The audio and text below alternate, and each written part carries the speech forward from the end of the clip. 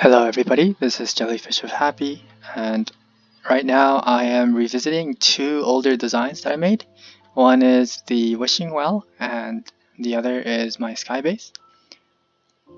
So because of the aquatic update, I've had to change a few things in these designs to make them still work. This one though, I just made improvements because of the some of the new blocks that have been added. But for this design over here, I thought this design would completely break on me because this design, what you do with this is if you throw, it says toss in a coin and make a wish.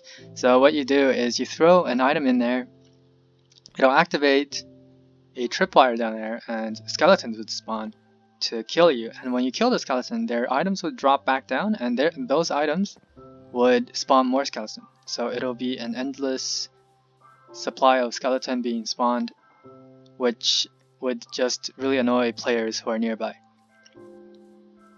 And yeah, I thought it wouldn't work anymore because the items, well, one thing is the skeletons don't swim in water anymore, they just sink.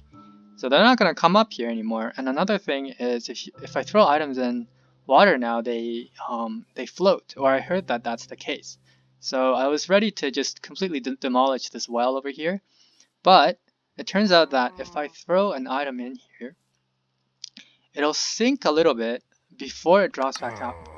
So right now it did spawn, well, not a skeleton because I've replaced all the skeletons with evokers. Since evokers, I don't think they are undead mobs, so they still float. Any mobs that float would work, so witches, evokers, vindicators don't have a ranged attack, so that's not going to work. But any mob that floats and has a ranged attack would still work with this design.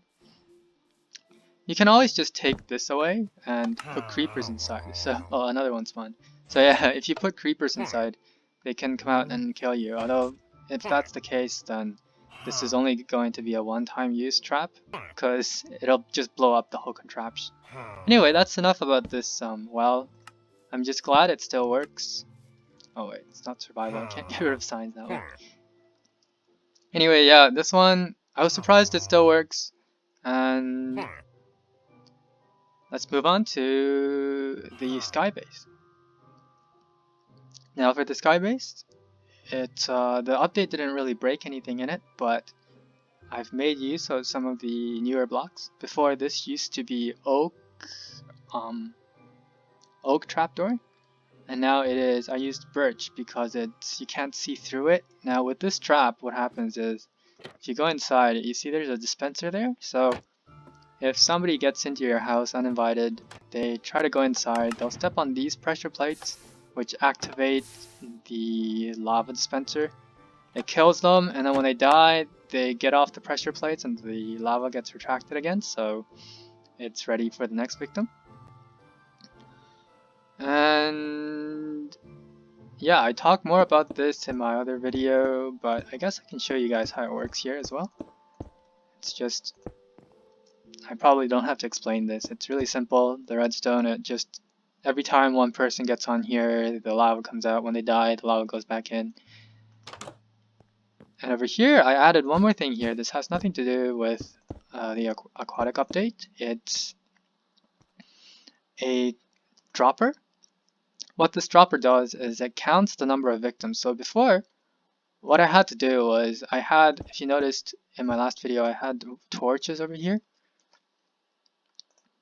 And what these torches would do is every time the lava is dispensed, it would get rid of these torches, so that if I come back and see that the torches are gone, I know that somebody has set off the trap and died. I did try this out. When I was trying this out on actually on multiplayer, it did work as I expected, but one thing I really wondered about was whether, one person died or perhaps 2 or 20. I have no idea how many people died. I just know that somebody set off the trap, but I don't know how many. So with this thing over here, you're able to know exactly how many people set it off, or how many times it got set off, which should mean how many people you killed with this. And it's just 2 repeaters and a dropper with some rotten flesh. It can be any item. I just use rotten flesh because that's what I had most on when I was playing on the server. But yeah, you can use any item, and the number of items missing from the dropper is pretty much the number of people you killed. And I guess that's it.